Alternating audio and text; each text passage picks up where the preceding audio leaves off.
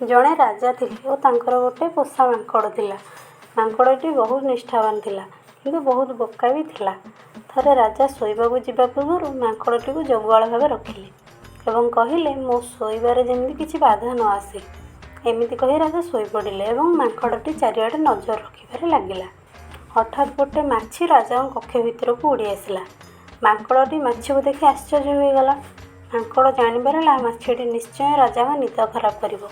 ସେ ବହୁ ଚେଷ୍ଟା କଲା ମାଛିଟିକୁ ଘଉଡ଼ାଇବାକୁ, କିନ୍ତୁ ଅସଫଳ ରହିଲା।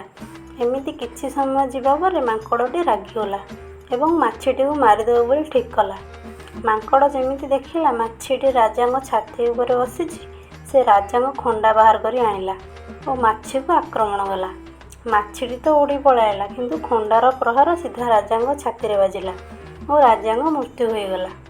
ସେଥିପାଇଁ କୁହାଯାଇଛି, ବୋକା ମିତ୍ରଙ୍କ ଠାରୁ ଦୂରେଇ ରୁହ। ଗୋଟିଏ ଶତ୍ରୁଠାରୁ ବି ସେମାନେ ଅଧିକ କ୍ଷତି ଘଟାଇ ପାରନ୍ତି। ଭିଡ଼ିଓଟି ଭଲ ଲାଗିଥିଲେ ଲାଇକ୍, ସେୟାର, ସବସ୍କ୍ରାଇବ୍ କରିବାକୁ ଜମାରୁ ଭୁଲିବେନି।